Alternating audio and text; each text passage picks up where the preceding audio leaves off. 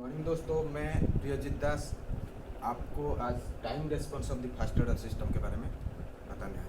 ठीक है, तो फास्ट ऑर्डर सिस्टम कैसे हम उसको सॉल्व करेंगे, उसका रेस्पॉन्स कैसे फाइंड आउट करेंगे in the form of time domain, वो हम डिस्कस करेंगे। सबसे पहले हम देखेंगे कि time response of the fast order system एक ब्लॉक डायग्राम देके हम समझाएंगे कि फास्ट ऑर्डर सिस्टम कैसे है। जैसे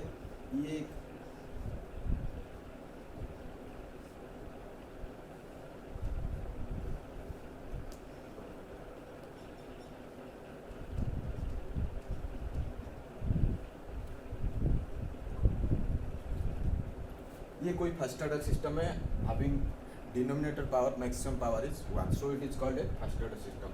और यहाँ पे एक यूनिटी फीडबैक अप्लाई किया गया। तो इसका जो ओवरऑल ट्रांसफर फंक्शन होगा तो क्या होगा, C of S by R of S क्या होगा 1 बाई, हमें पता है C S by R S क्या है, G S divided by 1 plus G S H S. In case of negative feedback और पॉजिटिव फीडबैक के केस में G S divide by 1 minus G S H S. यहाँ पे negative feedback दिया है तो हमें ये क्या होगा, ये क्या है, forward path transfer function 1 by S T है और ये फीडबैक है। तो यहाँ पे C S by R S क्या हो जाएगा, जी एस ये टोटल पार्ट जी एस है divide by 1 plus G S और एच एस क्या है, यहाँ पे यूनिटी फीडबैक है तो एच एस हो जाएगा 1। तो C S by R S equal to 1 by S T divide by S T plus 1 divide by S T. तो एस टी कैंसिल आउट हो जाएगा। तो C S by R F equal to 1 by S T plus 1। ठीक है, तो हमें ये क्या है, transfer function of the first order system. तो इसमें हम आज जो time response of the first order system के बारे में बताएं, इसमें हम यूनिट स्टेप इनपुट अप्लाई करेंगे। यहाँ पे टाइम रेस्पॉन्स एनालिसिस आप यूनिट स्टेप अप्लाई कर सकते हो, यूनिट रैंप अप्लाई कर सकते हो, यूनिट पैराबोलिक सिग्नल अप्लाई कर सकते हो। हम यहाँ पे today will discuss regarding how time response of the first order system in case of applying unit step input. तो यूनिट स्टेप इनपुट क्या होता है, यूनिट स्टेप इनपुट जैसे सडन अप्लाइड सिग्नल है और ये मान लो टाइम एक्सिस है और ये R of T time domain में, और यूनिट स्टेप फंक्शन हम इसको मान लो, ये मैं एम्पलीट्यूड को आर मान लो, सपोज से दिस इज एम्पलीट्यूड। तो इसका फंक्शन कैसे ये करेंगे, R of T equal to 1 R when for T greater than और इक्वल टू 0 और 0 फॉर टी लेस देन 0। तो अगर आर ऑफ टी, अगर ये आर इक्वल टू 1 हो जाएगा तो आर ऑफ टी क्या हो जाएगा, R of T equal to 1। तो ये आर ऑफ टी 1 हो जाएगा तो इसको बोलेंगे यूनिट स्टेप फंक्शन। अगर इसको हम लैप्लास के फॉर्म में लेंगे तो ये क्या हो जाएगा, आर ऑफ एस क्या हो जाएगा, 1 का लैप्लास क्या है 1 बाई एस। तो यहाँ पे will apply R of S equal to 1 by S in this transfer function. ठीक है, तो हमें सी एफ एस, इसको मिटा रहा हूँ, और इसमें सी एस हमें क्या पता है, C S by R S equal to C of S by R of S equal to क्या है 1 बाई एस टी प्लस 1। अब सी एस को हम लिख सकते हैं, C S equal to 1 by S T plus 1 into R of S लिख सकते हैं। और यहाँ पे आर ऑफ एस क्या है 1 बाई एस, तो सी ऑफ एस हम इस तरफ इसको कर देते हैं, आर ऑफ एस क्या हो जाएगा 1 by S into 1 by S T plus 1। मैं इस आर एस को इस तरफ कर दिया। तो अब क्या है, अब apply the partial fraction to the right hand side.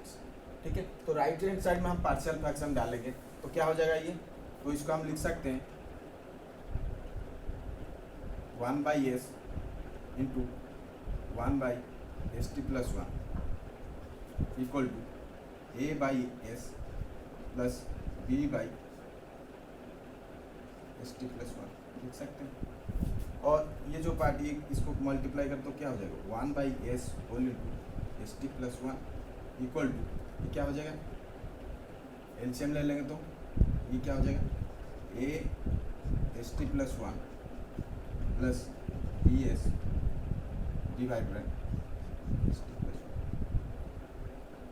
S whole. तो ये S T plus one cancel हो गया, तो हमें बच गया क्या, 1 इक्वल टू, और इसको हम ये राइट साइड कर देते हैं और ए को यहाँ पे मल्टीप्लाई कर दो, तो ये क्या हो जाएगा, A S T plus A plus B S equal to क्या है, 1। नाउ इक्वेटिंग द कोएफिशिएंट, तो यहाँ पे क्या है, ये एस टर्म है, एस है, और ये कांस्टेंट है, तो हम यहाँ पे इस इक्वेशन से हम ये कर सकते हैं, ए इक्वल टू 1 लिख सकते हैं, और इसमें बी का एस का कोएफिशिएंट क्या है, यहाँ पे हम A T plus B equal to 0 है, और ए का वैल्यू क्या है, 1 है, तो T plus B equal to 0, क्योंकि 1 इंटू टी, और बी क्या हो जाएगा, बी का वैल्यू क्या हो जाएगा यहाँ पे, बी इक्वल टू माइनस। ठीक है, तो ये इस जो वैल्यू है, ए का वैल्यू और बी का वैल्यू, इसको हम कहाँ अप्लाई करेंगे, इस इक्वेशन में अप्लाई कर देंगे। ठीक है, तो हम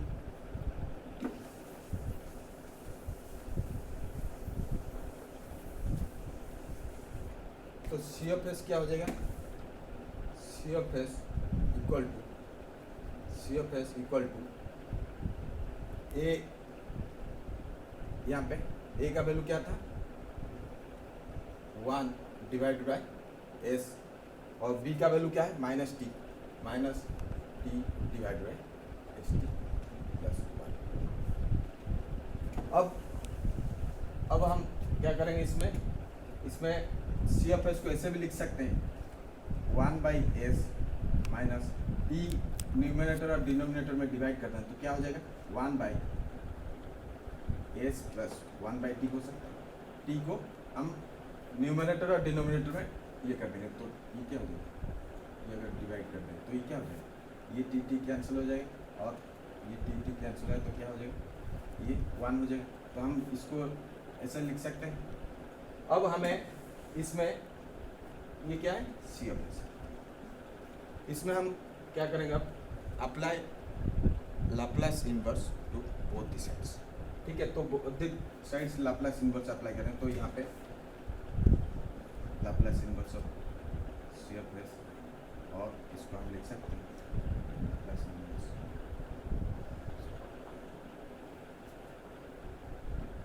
ठीक है, और ये लाप्लास इनवर्स में लिखेंगे तो सी ऑफ एस क्या हो जाएगा, सी ऑफ टी हो जाएगा, और ये क्या हो जाएगा, 1 बाई एस, हम जैसे पिछले ये किए थे, 1 बाई एस का लाप्लास इनवर्स क्या होगा, 1, और ये क्या है, ये जो पार्ट है ये e to the power minus A T.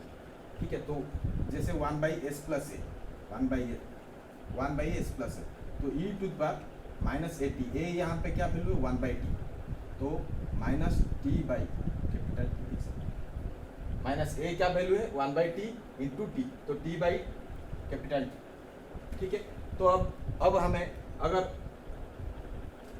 T equal to capital T, small T equal to capital T हो जाएगा, तो सी ऑफ टी क्या हो जाएगा, C of T equal to 1 minus E to the power minus T by T. ठीक है, तो ये क्या हो जाएगा, C of T equal to 1 minus E to the power minus 1, और इसको अगर सॉल्व करेंगे ये करीब 0.632, और बोल सकते हो इसको 63.2%, 63.2%। ये क्या है, ये हमें ये बता रहा है कि कोई भी सिस्टम हो, वो दैट सिस्टम हाउ फास्ट और how quicker that system reaching the maximum value of 63.2%। तो जो भी मैक्सिमम वैल्यू है और स्टेडी स्टेट वैल्यू है, उसको कितना क्विकली ये 63.2% को अचीव कर सकता है। तो हमें ये कोई फर्स्ट ऑर्डर सिस्टम है, जैसे यहाँ पे हम कर रहे हैं time response of the first order system using unit step input.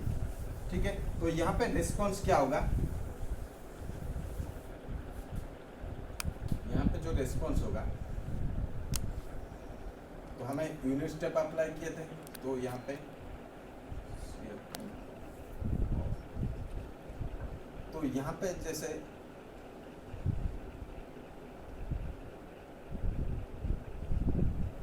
ये मैक्सिमम वैल्यू क्या है, हम यूनिट स्टेप अप्लाई किए, मैक्सिमम वैल्यू 1 है, तो ये मान लो 63.2%, और बोल सकते हो ये 0.63, ठीक है।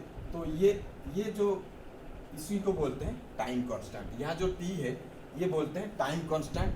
टाइम कांस्टेंट वही है जो कि ये बताता है कि कितना सिस्टम फास्टर है, कितना क्विकली ये मैक्सिमम वैल्यू ऑफ 63.2% और 0.632 वैल्यू ये क्विकली पहुँच पा रहा है। तो ये हो गया टी। तो यहाँ पे देखो एक चीज़, दो टाइप का रेस्पॉन्स है यहाँ पे, ट्रांजिएंट रेस्पॉन्स है, एक स्टेडी स्टेट रेस्पॉन्स है। जो टाइम लेता है, जैसे कोई भी सिस्टम है उसमें कंपोनेंट्स लाइक कैपेसिटर और इंडक्टर स्टोरिंग एलिमेंट है, तो उसके वो अगर डिस्टर्ब हो जाता है तो वो क्या होता है, सडनली वो स्टेडी स्टेट वैल्यू अचीव नहीं कर पाता है। सडनली स्टेडी स्टेट वैल्यू मतलब जैसे हम ह्यूमन बिहेवियर में भी देख लो, जैसे हम कोई आदमी गुस्सा हो जाता है तो वो नॉर्मल होने में जो टाइम लेता है, तो सिमिलरली यहाँ पे भी सिस्टम है। जब अगर कैपेसिटर इंडक्टर है, वो अगर एलिमेंट अगर स्टोरिंग एलिमेंट वो डिस्टर्ब हो जाता है तो वो टाइम लेता है to get into normal position, और नॉर्मल पोजीशन आने में वो टाइम लेता है। तो वो जो टाइम लेता है उसको बोलते हैं ट्रांजिएंट टाइम, मतलब एक स्टेट से दूसरी स्टेट आने के लिए जो टाइम लेता है उसको बोलते हैं ट्रांजिएंट टाइम। और जैसे 98%, 95 to 98 और जनरल 98 भी कंसिडर करते हैं, 98% मैक्सिमम वैल्यू अगर अचीव हो जा रहा है, उसके बाद जो बोलते हैं वो स्टेडी स्टेट रिस्पॉन्स बोलते हैं। तो यहाँ पे मान लो यहाँ ये है 98, 0.98, ये 1 है तो मैक्सिमम ये 0.98, तो यहाँ पे मान लो ये पहुँच रहा है, इस टाइम में पहुँच रहा है। तो ये होता है 40 इन case of time response of fast order using unit step. ये 40 टाइम लेता है, जैसे यहाँ पे टी टाइम ले रहा है 63.2%, यहाँ पे 40 टाइम में ये 0.98% पहुँचेगा। तो ये जो इसके बाद जो है रेस्पॉन्स, ये स्टेडी स्टेट हो सकता है, ये मैक्सिमम वैल्यू अगर 1 है तो हो सकता है ये 0.98 रहे, पूरा कंप्लीट ना वैल्यू आए, तो रेस्पॉन्स 100% ना हो पाए। तो ये जो टाइम लेता है इसी को बोलते हैं ट्रांजिएंट टाइम, ट्रांजिएंट, ये ट्रांजिएंट। और इसके बाद ये क्या है, स्टेडी स्टेट। इसके अनुसार जो 98 के बाद जो है वो स्टेडी स्टेट है।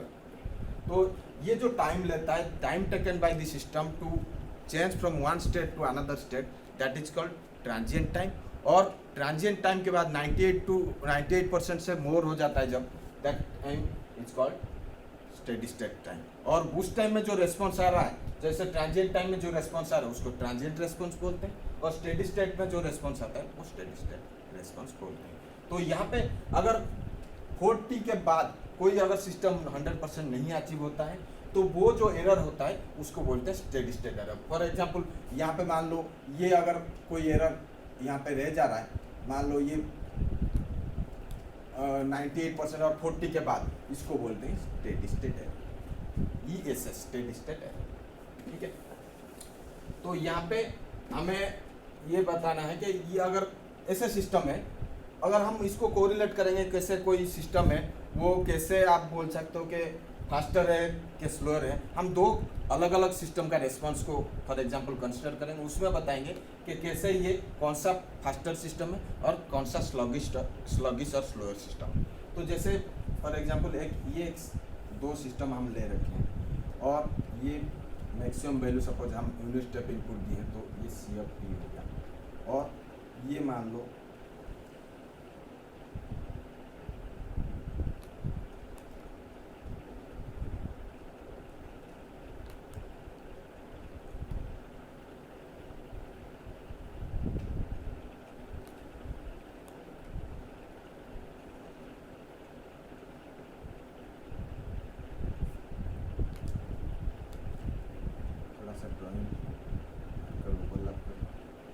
तो ये मान लो, तो मान लो यहाँ पे 63.2%। ये मान लो एक ये सिस्टम 1 का रेस्पॉन्स है और ये सिस्टम 2 का रेस्पॉन्स है। तो ये देखो 63.2 और 63.2% और 0.63 और ये मान लो ये जो टाइम कांस्टेंट है ये मान लो T1 for system 1 and T2 for system 2। और ये कब स्टेडी स्टेट वैल्यू अचीव कर रहा है, मान लो इस सिस्टम में ये यहाँ पे अचीव कर रहा है, तो बोल सकते हो यहाँ पे ये बोल सकते हो 0.98 यहाँ पे हो जा रहा है। और ये बोल सकते हो ये पहला सिस्टम का रेस्पॉन्स 40 आफ्टर 4 टाइम कांस्टेंट, तो इस केस में। और यहाँ पे मान लो ये यहाँ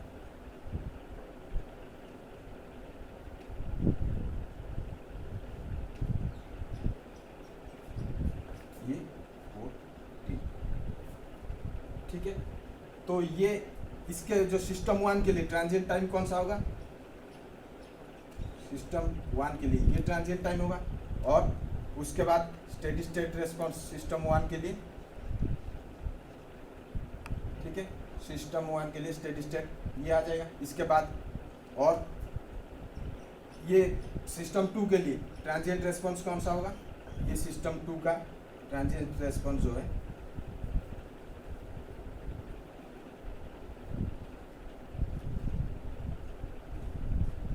और इसके बाद स्टेडी स्टेट रेस्पॉन्स आ जाएगा। तो ये हो गया, मान लो जो यहाँ पे देखो इसका मतलब क्या पता चल रहा है, इसका मतलब ये पता चल रहा है जो पहला सिस्टम है और सिस्टम 1 है वो क्विकली देखो 63.2% क्विकली पहुंच रहा है और 4 टाइम जो टाइम कांस्टेंट है वो भी क्विकली पहुंच रहा है और ये पहुंच रहा है यहाँ पे, मतलब इतना टाइम और ज़्यादा ले रहा है to reach the steady state value.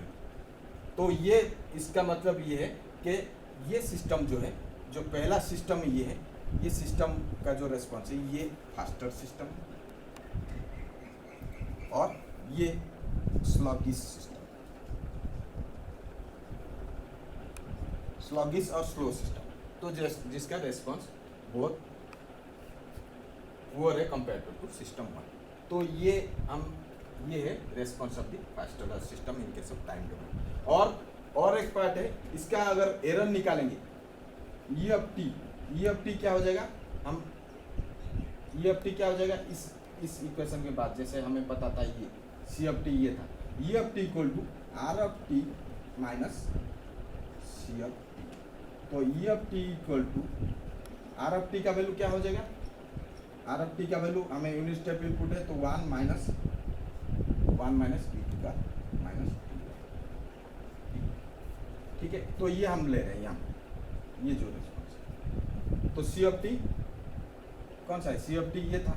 तो हमें इसको अगर करते हैं तो ये क्या हो गया, ई ऑफ टी क्या हो गया, E of T equal to E to the minus T.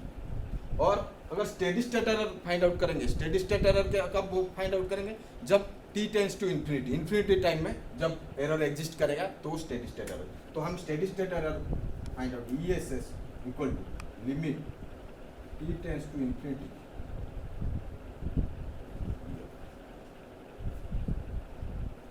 ठीक है। और ये जनरली अगर ये क्या हो जाएगा ई ऑफ टी, तो यहाँ पे ESS क्या हो जाएगा, ESS equal to limit t tends to infinity u to bar minus T by, और ये जनरली 0, इसका वैल्यू पुट करेंगे t इन्फिनिटी पुट करेंगे u to bar minus infinity 0। तो generally in case of time domain response, time response of the fast order system का जो response है स्टेडी स्टेट एरर का वो 0 है, क्योंकि एट द इन्फिनिटी टाइम वो ऑलमोस्ट जो रेस्पॉन्स है वो 100% हो जाता है। और ऐसे ही आप अगर time response of the fast order using unit ramp भी कर सकते हो, यूनिट पैराबोलिक कर सकते हो और यूनिट इम्पल्स भी कर सकते हो। तो यूनिट उसका RFS का वैल्यू चेंज हो जाएगा। जैसे यूनिट रैंप कर रहे हो तो 1/² हो जाएगा RFS, ऐसे ही अलग अलग RFS वैल्यू हो जाएगा, उस हिसाब से हम फाइंड आउट कर सकते हैं। तो यही था आज का वीडियो, और अगर वीडियो पसंद आए तो लाइक, शेयर और सब्सक्राइब करना ना भूलें।